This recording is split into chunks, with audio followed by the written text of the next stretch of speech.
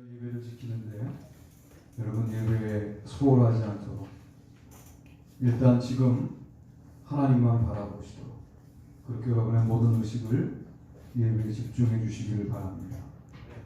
전체 제목을 한번 읽어보시겠습니다. 읽습니다. 거짓으로 가는 마음 상태. 제가 요즘 관심 갖는 분야가 왜 우리는 우리 자신의 거짓에 대해서 부드러운가? 슬쩍 넘어가는 거죠. 남의 거짓에 대해서는 날카롭고 나의 거짓에 대해서는 부드러운 이 한계를 믿음으로 돌파하지 않으면 우리 마음속에 하나님의 나라가 과연 자리할 수 있겠는가? 남의 잘못은 날카롭게 비판하는 우리가 자신의 잘못은 구구하게 대해야 할 변명이 많다면 뭔가 문제에 걸려 있는 것이다.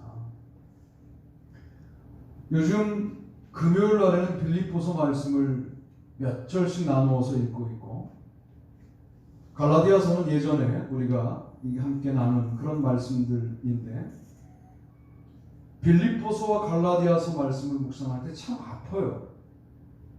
마음이 많이 아파요. 어떤 느낌이 드냐면 내 의식이 있는데 수술용 메스가 나를 가르고 들어오는 듯한 느낌이 들어요. 여러분 그건 은혜 경험이에요. 우리가 그런 아픔을 말씀 가운데서 느끼지 못하면 영적으로 죽은 거죠. 말씀이 너 이렇지 않고 탁 건드리는 부분이 꼼짝 못하겠어요. 오늘 말씀이 그렇게 저에게 느껴져요. 제가 뭘 달라서 오늘 말씀을 증거하는 게 아니라는 말씀을 먼저 드리는 이유는 여러분도 아플 거니까 저도 아팠다는 말씀을 드리는 거예요.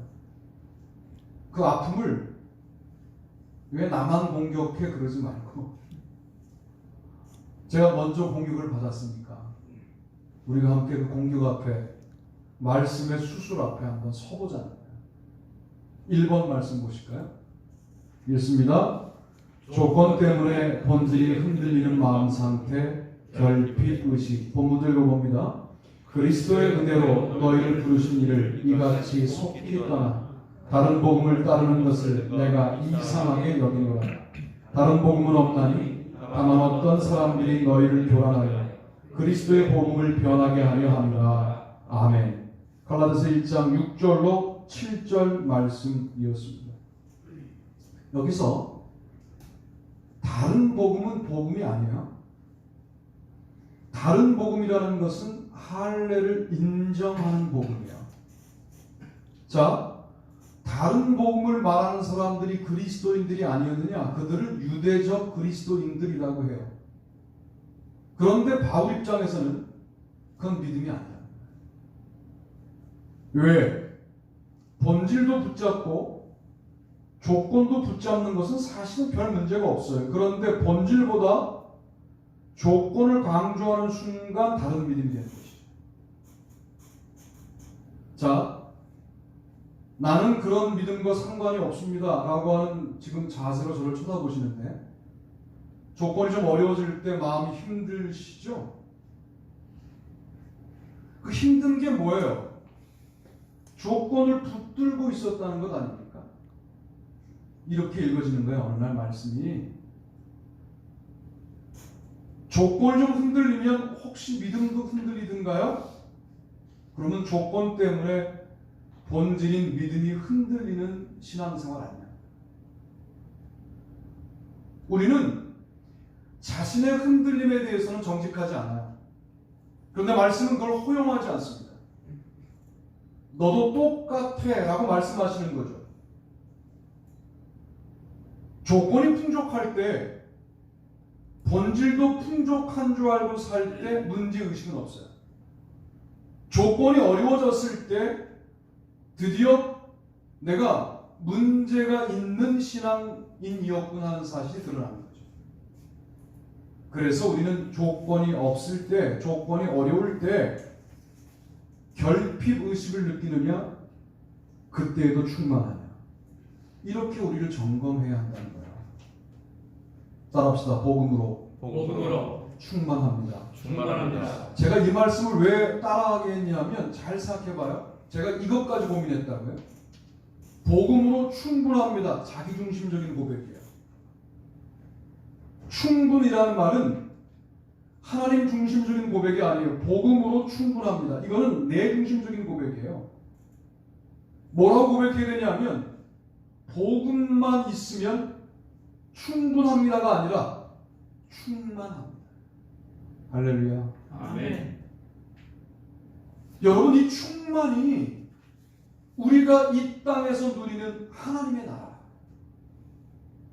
그런데 이 충만을 조건이 야금야금 갉아먹도록 사탄이 작동하고 있는 거라고요. 그것을 언제 발견하느냐? 조건이 흔들릴 때, 조건이 어려워졌을 때 발견이 되더라 그 말이에요. 여러분, 조건은 조건일 뿐입니다. 바울의 논리에 따르면 그 조건은 배설물과도 같다는 거예요. 빌립보서 말씀에서 그 배설물이 뭐냐면 하루 정도 내 몸에 있다가 버려지는 것들이에요. 영원하지 않은 것들을 배설물이란 단어로 설명하고 있는 거거든요. 우리가 이 땅에서 누리는 조건이라는 게 길면 몇십 년 유지가 되고 사라지는 것들이에요. 자, 이 땅에서 부자였어요. 근데 믿음이 없었어요. 80살, 90살이 되어 죽고 난 다음에 그 부유함이 사라져버립니다. 버려집니다. 바울의 눈으로 볼 때 이 안개 같은 세상을 살아가는 동안에 우리가 누리는 조건이라는 것이 배설물로 보였던 거예요. 우리는 이게 부족하다고 본질이 흔들려요. 이것을 결핍의식이라고 말할 수 있어요. 우리가 돈이 없지 믿음이 없냐 이런 마음으로 사셔야 돼요. 돈이 없다 보니까 믿음도 없는 것처럼 돼버리면 다 내준 거 아니냐 말이죠. 여러분, 조건 때문에 흔들리지 않는 아름다운 믿음을 회복하시기를 바랍니다. 아멘. 본질은 갖고 있어도 금방 효과가 나타나지 않아요. 주님도 오면서 큰형님과 대화했는데 시간 약속을 잘 안 지키신다. 금방 오신다고 그랬는데 여태 안 오십니까? 그렇죠? 주님은 오셔서 하시는 말씀이 있죠. 나의 하루는 천년과 같은가. 너 이틀도 못 견디니? 뭐 이렇게 말씀하시겠죠. 여러분, 제가 왜 이 말씀을 드리냐면 믿음이라는 본질을 갖고 있다고 해서 금방 무슨 경제적인 축복이 다가오고 병이 뚝뚝 떨어져 나가고 뭐 아들이 그냥 열심히 살고 공부하고 아무런 집안에 문제가 없이 다 사라져버리고 이러지 않는 거죠. 본질을 붙잡고 있는 상황이 전혀 변화가 없는 거야. 본질을 붙잡고 사는데 본질을 붙잡지 않은 사람과 별 차이가 없어요. 별 차이가 없는 정도가 아니라 그는 잘 되는데 나는 안 돼. 여러분, 이게 뭐냐면 사탄이 본질을 붙잡고 있는 여러분들을 무엇으로 유혹하는 거냐면 조건, 본인에게 허락된 범위 안에서 조건을 가지고 흔들어 믿음도 흔들려고 하는 전쟁 가운데 여러분이 처해 있기 때문에 믿음의 본질을 가지고 있어도 금방 가시적인 결과가 주어지지 않는 겁니다.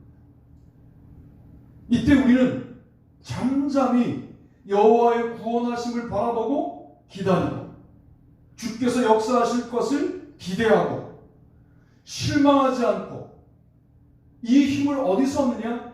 기도에서, 말씀에서, 찬송에서 얻을 수밖에 없는 게 우리의 믿음이다 말이에요. 그런 믿음으로 살아가시기를 바랍니다. 아멘. 사탄이 말하지요. 본질이 밥 먹여주냐고. 너 그렇게 믿음 갖고 살된 게 뭐가 있냐고. 네가 예배를 놓치지 않아서 살된 게 뭐가 있냐고. 기도해서 응답받은 게 뭐가 있냐고. 사탄이 말하죠. 그건 사탄의 말이에요. 예배드려 잘된 게 뭐가 있냐고. 신앙생활 잘해서 잘된 게 뭐가 있냐고. 말씀대로서 잘된 게 뭐가 있냐고. 사탄이 하는 말이에요.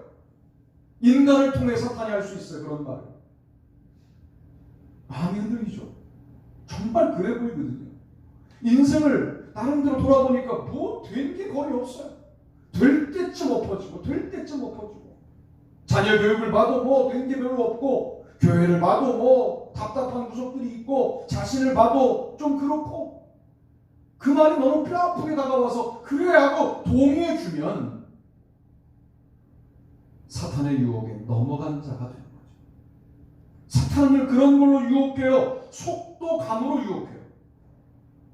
네 또래의 사람들과 비교해봐. 네가 가고 있는 속도가 지금 맞아? 네가 가고 있는 위치가 정말 네가 누려야 될 위치가 맞아? 너가 믿음 생활 잘했는데 너 왜 이러고 살아? 라고 말할 때, 속도감으로 유혹할 때, 아니야, 난 그리고 말씀을 붙잡을 거야.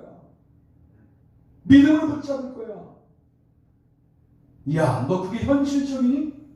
현실적이지 않잖아. 네가 믿음을 붙잡고 살아서 네가 지금 먹을 게 없고 내일 살 게 답답하고 하는 이 현실적인 문제가 그 믿음 가지고 해결 안 되잖아 라고 현실감을 가지고 유혹할 때에요, 여전히 믿음을 붙잡을 수 있어요. 믿음은 그렇게 사소한 게 아니에요. 믿음은 그렇게 능력이 없는 게 아니에요. 믿음은 그렇게 웃긴 게 아니에요. 이 믿음은 생명이에요. 그런 놀라운 능력이 여러분들 앞에 나타나게 되기를 바랍니다. 우리를 다시 돌아봅시다. 조건 때문에 본질적 신앙이 흔들린 적이 없는가? 그때 우리는 슬쩍 넘어갔어요. 나만 그런가? 다 그렇지. 성급한 일반화의 오류에 빠져요. 요즘 그리스도인들 다 이러고 사는 거 아니야? 나만 이러고 살아? 뭘? 내가 유독 잘났다고 그렇게 살 게 뭐가 있어? 라고 말하고 싶은 거죠. 여러분, 그렇게 일반화하지 마십시오. 하나님의 여러분을 개별적으로 만나시려고 하시는데 자꾸만 하나님 앞에 결단해야 되는 순간에 인간을 바라보고 편안한 마음을 가지면 그게 가론 유다예요. 닭 울기 전 3번 나를 부인하리라, 그 말씀이 기억나? 말씀 앞에 우는 자는 베드로고 인간 앞에 후회한 자는 가론 유다잖아요. 인간을 바라보고 무언가 여러분의 편리한 인식 구조를 합리화할 때 이것은 본질이 흔들리게 돼요. 신앙이요? 쌓기는 얼마나 어려워요. 참 어렵습니다. 신앙 쌓아간다는 게 너무 어려워요. 그냥 죄악들은 쌓기가 얼마나 쉬운지, 그것은 성장도 빠르고 심어만 두면 내가 걸음을 주지 않아도 죄악은 쑥쑥 자라는데, 믿음은 걸음도 줘야 되고 눈물도 줘야 되고 수고도 해야 되고 노력도 해야 되고 너무 힘든 게 믿음이죠. 무너뜨리기는요 너무 쉽지 않습니까? 영적인 것이 그렇습니다. 쌓기는 어렵고 무너뜨리긴 너무 쉬운 게 영적인 것들이에요. 다 무너뜨려 놓고 난 다음에 뭐라고 말해 사탄이? 야, 다 그래. 너만 그런 거 아니야. 여기서 우리가 자유함을 느낀다면 이게 신앙생활이 아니지 않냐 말이야. 사탄의 인의 전술이란 말을 쓰고 싶어요. 모두가 그렇게 신앙생활 하더라도 나는 그럴 수 없다라고 하는 기준이 여러분 분명히 있어야 이게 신앙생활 아닙니까? 혹시 여러분이 좀 편리해지시는 이유가 나만 그런 게 아니라고 하는 이유 때문이라고 한다면 여러분, 여기에는 영적으로 심각한 바닥 증세를 보이는 거예요. 버티셔야 돼요. 할례가 없는 현실을 버텨야 돼요. 조건이 갖춰지지 않는 현실을 버텨야 돼요. 그 버티는 힘은 다른 거 없어요. 십자가와 부활을 붙잡고 버티는 수밖에 없어요. 나에게 왜 이렇게 조건이, 다른 사람들은 당연히 누리는 조건이 나에게는 왜 이렇게 어려운가? 그 인내하죠. 그 십자가를 붙잡고 버티는 거예요. 신앙생활은 버티기, 인내하기라고 말할 수 있어요. 가끔 너무 힘들 때는 푸념도 하고 주님 앞에 와서 왜 나만 어렵냐고, 왜 나한테만 그러냐고. 근데 그분은 그런 시기들을 되게 좋아하세요. 여러분들이 그런 얘기를 세상 가서 하면 세상에서 이미 타락한 그리스도인이 여러분을 전도한다고요. 너도 이 길로 와. 뭘 거기서 되지도 않는 걸 버티고 있어. 야, 그게 될 것 같으면 벌써 됐지라고 사탄적 언어들로 우리를 꼬드길 때 매우 편리하게 넘어가고 싶어지거든요. 그때 여러분이 영역을 바꾸어 버리면 모든 것들이 무너져 버리게 된다 하는 말씀을 드리고 싶은 겁니다. 두 번째, 우리가 읽어보시죠. 읽습니다. 평가 때문에 본질이 흔들리는 마음 상태, 우월의식. 본문도 읽어봅니다. 유력하다는 이들 중에 본래 어떤 이들이든지 내게 상관이 없으며 하나님은 사람을 외모로 취하지 아니하시나니 저 유력한 이들은 내게 의무를 더하여 준 것이 없고 도리어 그들은 내가 무할례자에게 복음 전함을 맡은 것이 베드로가 할례자에게 맡음과 같은 것을 보았고 베드로에게 역사하사 그를 할례자의 사도로 삼으시니까 또한 내게 역사하사 나를 이방인의 사도로 삼으셨느니라. 아멘. 갈라디아서 2장 6절로 8절 말씀이었습니다. 유력하다. 참 대단한 유혹이에요 이거. 왜 이렇게 돈을 벌려고 그러세요? 유력해집니다. 만약 우리 교회가 큰 교회가 되는 것이 우리가 유력해지려고 절대로 그런 날은 오지 않을지 몰라요. 자, 큰 교회가 본인이 스스로 유력해서 이렇게 많은 사람들이 모인다고 판단한다? 주님이 역사하시는 교회가 아니에요. 우리는 잘된 게 하나하나 차근차근 지금서부터 이 부분을 점검하고 넘어가야 되는데 우리가 다른 사람들의 평가 때문에 본질이 흔들리는 유력함에 속는 사람들이 되면 아무것도 주님 앞에 드릴 것이 없어지게 됩니다. 비교적 우월이라는 개념을 아예 버리세요. 왜 그렇게 세상에서 저주는 것이 어려워요? 내가 저 사람보다 잘난 것 같거든요. 내가 최소한 너보다는 유력한 것 같거든요. 그것 하나를 포기하는데 평생이 걸리는 거예요. 믿음으로 여러분들은 뭘 결단하셔야 되느냐 하면 나의 유력을 버리고 그리스도가 나의 삶을 통하여 유력한 분 되도록 살겠다라고 삶의 목적이 근본적으로 바뀌지 않는 한 이 우월의식은 대단한 유혹이다.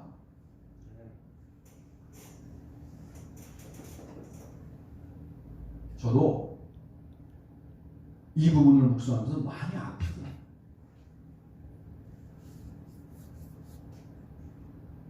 성경을 봐도 좀 달리 봐야 된다. 물론 거기에 은혜가 들어가 있으면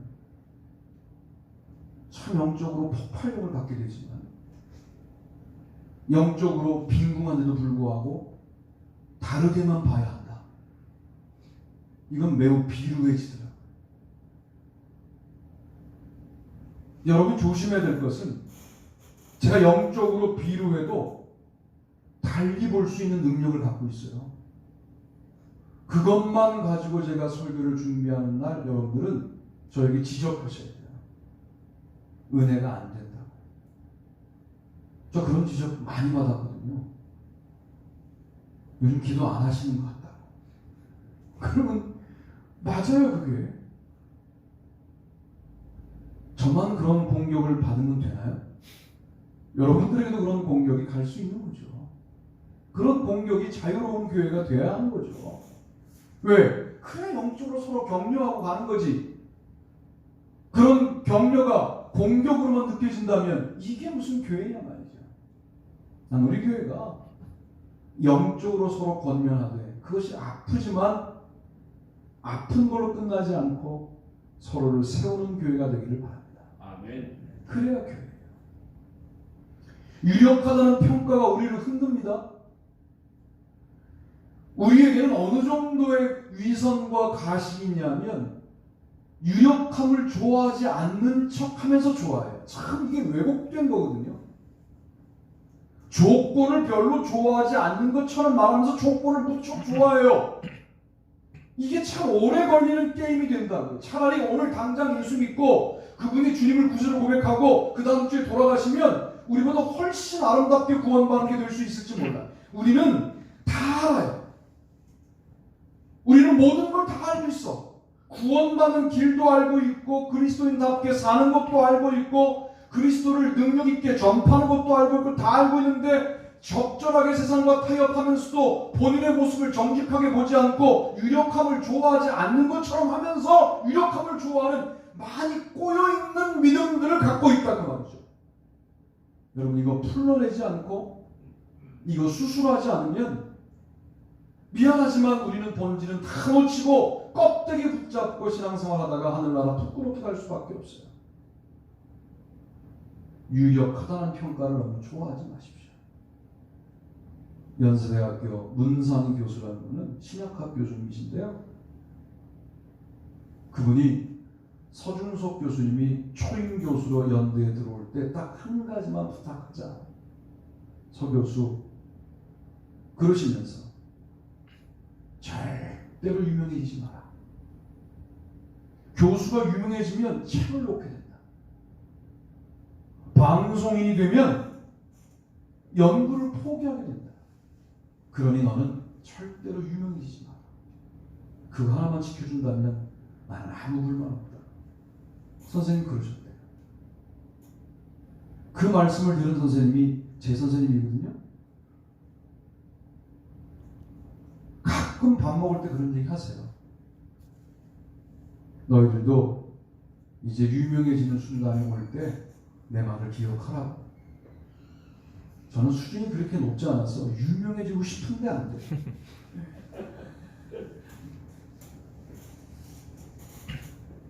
여러분 유명해지면 유력해진 겁니까? 물론 이 제자들이 이 사도들이 유력하다고 하는 사람들 중에 라고 말했을 때 제자들이 스스로 유력하다고 느꼈는지는 모르겠어요. 그러나 세인들의 평가가 저들은 예수님의 제자들이니까 유력하다라는 평가를 했다는 거예요.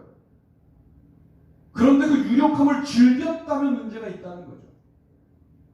그 유력함을 자기의 유력함으로 오해했다면 문제가 있다는 거예요. 이게 바로 우월주의예요. 우리 가운데 늘 우리가 싸워야 될 영적인 도전 가운데 하나가 내가 너무나 우월하지라고 하는 부분이에요.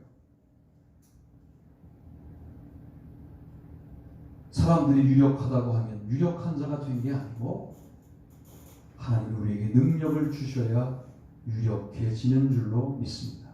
아멘. 하나님의 능력은 없이 사람들의 평가가 나를 결정하는 것이 얼마나 비참한 삶인가에 대하여 여러분 깊이 있게 묵상하십시오. 왜 아들들을 좋은 대학 보내려고 그래요? 혹시 옆집의 평가 때문이라면 여러분 그 목적 때문에 좋은 대학 보내면 안 되고 좋은 대학 가서 좋은 일꾼 돼서 주님의 복음을 증거하는 자가 되게 해달라고 여러분 그렇게 기도를 바꾸셔야 돼요. 우리 교회가 유력한 교회가 되고 싶은 이유가 뭐예요? 그렇게 돼서 사람들이 야, 저 교회 한 10수년 고생하더니 마지막에 빵 터졌는데 대단한 교회가 됐어. 혹시 이런 평가 때문이라고 한다면 여러분 애전하게 포기하세요. 주님이 능력을 주시는 교회가 되어야 유력한 교회가 될 줄로 믿습니다. 아멘. 그러면 무엇이 우리를 유력하게 하느냐? 도리어 그들은 내가 무할례자에게 복음 전함을 맡은 것이 베드로가 할례자에게 맡음과 같은 것을 보았고 주님이 사명을 맡겨주셔야 유력한 자가 되는 거예요. 내가 사명을 찾는 게 아니에요. 다 이게 인본주의예요. 내가 비전을 찾는 게 아니에요. 내가 좋아하는 일을 찾는 게 아니에요. 주님이 맡겨주셔야 유력한 자가 됩니다. 우리 자꾸 찾는다고 그래요. 뭘 그렇게 우리가 영적으로 명민하고 예민하고 세밀해서 주님이 맡기시도 하는 사명을 내가 찾을 수가 있단 말입니까? 주님이 맡겨주셔야 유력한 자가 되는 거예요. 주님이 맡기신 일을 거절하고 싶을 때에도 거절하지 않을 때 유력한 자가 되는 거예요. 돌무화과를 치던 아모스에게 말씀이 맡겨지자 유력한 예언자가 되는 것처럼 말이죠. 아무것도 아닌 평범한 사람에게 주님의 말씀이 맡겨지자 유력한 자가 되는 것처럼 이 순서로 우리가 유력해져야지. 내가 노력하고 내가 찾아서 유력한 자가 되었다? 정말 자기 공로를 극복할 수 있을까요, 그 사람이? 그렇게 유력한 자가 되는 그리스도인밖에 없으니까 자기 공로와 상관없는 정말 복음적인 사람들이 한국에 드문 거 아닙니까? 이제 주님 우리에게 사명을 맡기셨어요. 유력해지는 케이스가 예수사랑교회에 나와야 할 줄로 믿습니다. 아멘. 그런 놀라운 일이 있기를 바랍니다. 아멘. 베드로에게 역사하사 그를 할례자의 사도로 삼으시니가 또한 내게 역사하사 나를 이방인의 사도로 삼으셨는지라. 주님께서 사도로 삼으셔야 유력해지는 거예요. 무슨 연회에서 내가 서울 남노래에서 내가 목사 한 수를 받아서 유력한 자가 된 게 아니라 주님이 목사로 삼으셔야 유력한 자가 되는 거예요. 주님이 볼 때 내가 목사인지, 주님이 볼 때 내가 장로인지, 주님이 볼 때 내가 권사인지, 집사인지, 성도인지가 중요한 거지. 어떤 과정을 거쳐서 내가 목사가 되었다는 게 중요하지 않다는 게 아니라 그것은 결정적인 것이 아니라는 거예요. 결정적인 것은 주께서 우리를 사도로 삼으실 때 유력해지는 것이다. 참 우리를 얼마나 쉽게 사탄이 조작하냐 하면 너 아직 죽지 않았어. 야, 네 실력이 얼마인데. 야, 네가 이루고 살 사람이야? 힘을 내. 이런 걸 영주님 격려로 알고 그럼 내가 제 별명이 천하의 서영석이에요. 한 분이 크게 비웃었어요. 이걸 사탄이 잘 알고 있어요. 우리 동료한테서 물어봐. 천하의 서영석이에요. 사탄이 꼬드기는 거죠. 그럴 때, 야, 그럼 내가 뭐 아무개보다 못하냐? 이렇게 가면 완전히 본질을 이탈하는 것이 되는 거죠. 유력하다고 하는 자들 중에 라는 말씀이 있는데 아프게 다가오더라. 이걸 어떻게 정리하지? 주님이 지금 이게 정리되기를, 이물이 빠지기를 애타게 기다리시는 것은 아닐까? 여러분, 유력함은 내가 결정하는 것이 아닙니다. 사람들이 결정하는 게 아니에요. 하나님이 주시는 능력이에요. 그런 놀라운 역사가 회복되기를 바랍니다. 아멘. 마지막으로 읽어보시죠. 외모 때문에 본질이 흔들리는 마음 상태, 형식주의, 무릇 육체의 모양을 내려하는 자들이 억지로 너희에게 할례를 받게 하는 그들이 그리스도의 십자가로 말미암아 박해를 면하려 할 뿐이다. 할례를 받은 그들이라도 스스로 율법을 지키지 아니하고 너희에게 할례를 받게 하려는 것은 그들이 너희 육체로 자랑하려 함이다. 그러나 내게는 우리 주 예수 그리스도의 십자가 외에 결코 자랑할 것이 없으니 그리스도로 말미암아 세상이 나를 대하여 십자가에 못 박히고 내가 또한 세상을 대하여 그러하니라. 아멘. 6장 12절로 14절 말씀이에요. 육체의 모양에 우리는 대단히 열광합니다.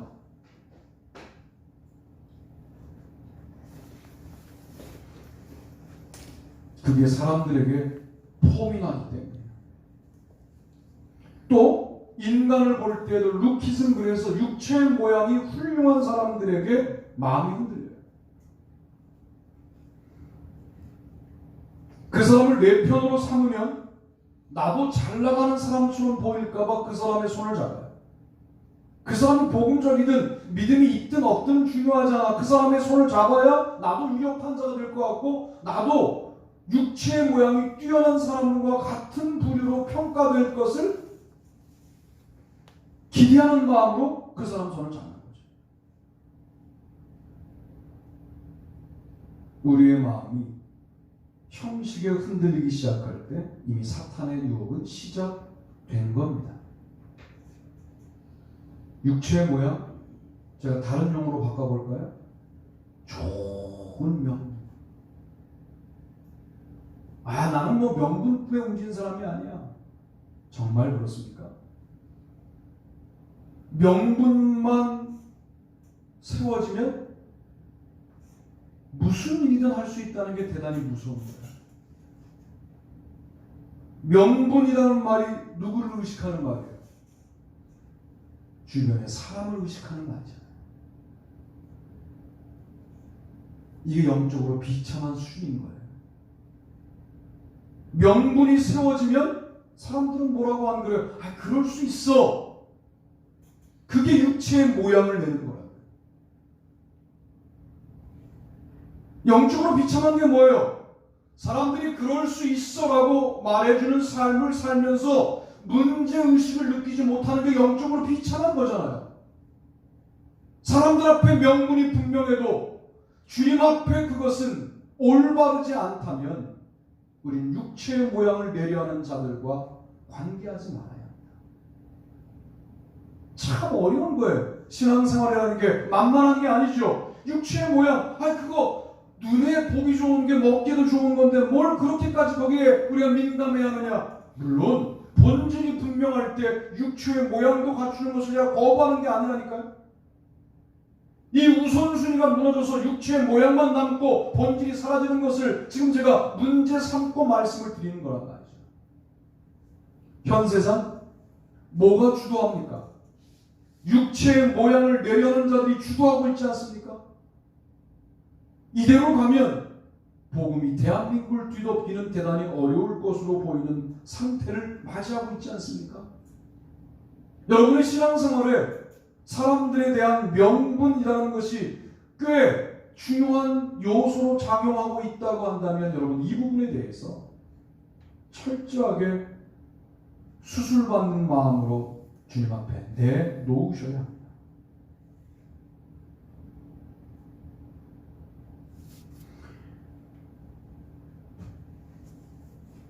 자랑의 내용이 바뀌어야 돼요. 자랑의 내용이 바뀌어야 돼요. 이것도 얼마나 왜곡되어 있냐면 자기 자랑 아닌 것처럼 자기 자랑을 해요. 순수한 사람들은 아예 대놓고 자기 자랑하죠. 도리어 이 사람들이 가능성이 있다니까. 저는 가능성이 있어요. 저는 대놓고 자기 자랑합니다. 근데 여러분은 겸손한 척 하잖아요. 저는 얌전해 보이는 사람 별로 안 믿어요. 제 친구 중에 얌전한 목사가 있거든요. 좀 늦었다 그러니까 운전을 막 하기 시작하는데 이건 내가 막 하는 수준하고 달라요. 옆에 사모님이 이랬어요. 우리 사모님 말고 그 사모님. 근데 뭐 사모님이 막 두려움에 떠는 거예요. 여보 왜 이래? 듣지도 않아?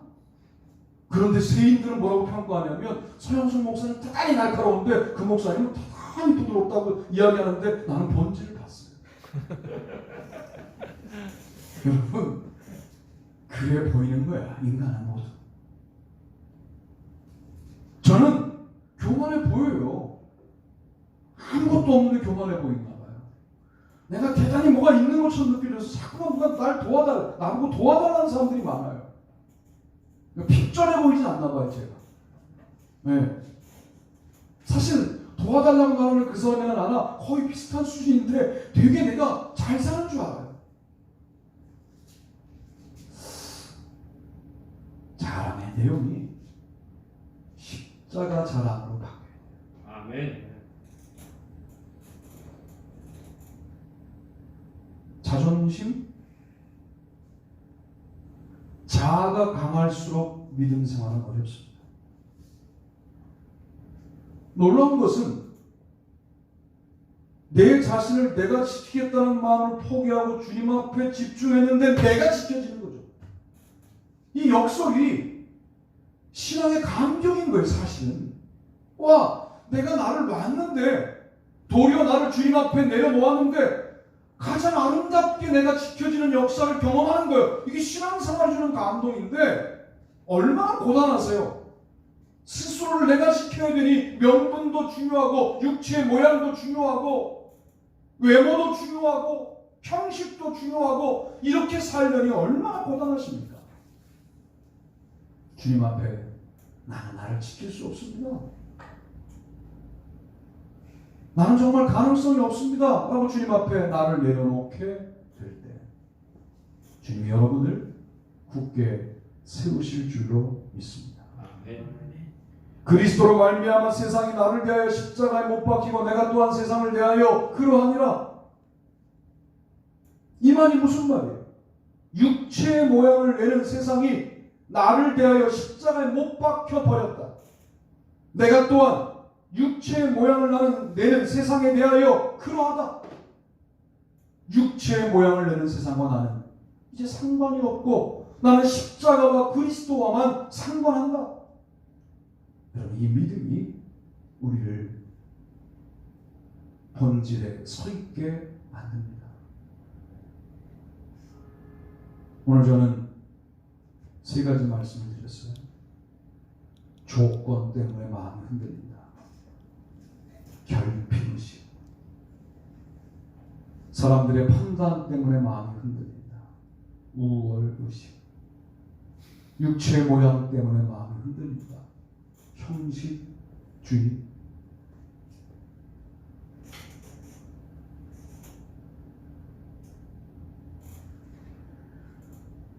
한동안 그렇게 마무리를 안 하다가 오늘은 시를 한 편 읽어드리고 마무리하려고 해요. 딱 맞는 시가 있었어요. 자화상 윤동주. 산 모퉁이를 돌아 논가 외딴 우물을 홀로 찾아 가상 가만히 들여다봅니다. 우물 속에는 달이 밝고 구름이 흐르고 하늘이 펼치고 파란 바람이 불고 가을이 있습니다. 그리고 한 사나이가 있습니다. 어쩐지 그 사나이가 미워져 돌아갑니다. 돌아가다 생각하니 그 사나이가 가엾어집니다. 도로가 들여다보니 사나이는 그대로 있습니다. 다시 그 사나이가 미워져 돌아갑니다. 돌아가다 생각하니 그 사나이가 그리워집니다. 우물 속에는 달이 밝고 구름이 흐르고 하늘이 펼치고 파란 바람이 불고 가을이 있고 추억처럼 사나이가 있습니다. 우물 속에 있는 나가 우물 밖에 있는 내가 갈등하고 있어요. 이 시를 해석하는 사람들은 우물에 3번 갔다라고 말하는데 맞아요. 2번은 직접 갔고요. 1번은 상상력으로 간 거예요. 직접 갔단 말이 3번째는 없어요. 가지도 않았는데 우물에는 달이 밝고 구름이 흐르고 하늘이 펼치고 파란 바람이 불고 가을이 있고 추억처럼 사나이가 있어요. 우물을 바라보고 그 사나이가 떠났는데 아직도 우물에 그 사나이가 있는 거예요. 우물 안에 있는 사나이와 우물 밖에 있는 사나이가 같은 사나이인데 서로 갈등하고 있는 것이죠. 물론 이것은 일제강점기에 이러지도 저러지도 못하는 자신의 치졸한 모습. 친구는 혁명을 일으키겠다고 독립운동에 나섰는데 그러지도 못하고 펜을 붙잡고 글을 쓰고 있는 윤동주의 착잡한 심정을 쓰고 있는 것인데 이것을 오늘 우리의 모습으로 돌려본다면 여러분 말씀 속에 있는 우리를 다시 발견해야 돼요. 그리스도 안에 살아가는 우리를 다시 발견해야 돼요. 하나님 안에 있는 우리를 다시 발견해야 돼요. 외롭게 그 자리에 있어요. 참 내가 거짓 나로 살지 말고 찐으로 사셔야 되는데 요즘 찐이 대단히 유행한 언어들은데 가짜로 살지 말고 찐으로 살려면 그 우물에 가셔야 돼요. 그 우물이 반드시 이 교회 예배당이다. 자, 이렇게 말하고 싶지 않아요. 아니라고 말하고 싶지도 않아요.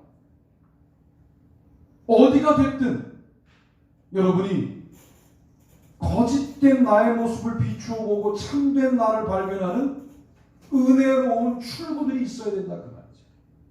그 출구들이 말씀 속에 그리스도 안에 하나님 안에 분명히 있는 것 아니에요. 여러분 결핍의식도 결핍주의도 우월주의도 형식주의도 모두 극복하고 본질을 붙잡아내시는 참으로 일당백 일당천하는 작지만 강력한 아름다운 성도 교회가 되시기를 주님의 이름으로 축복합니다.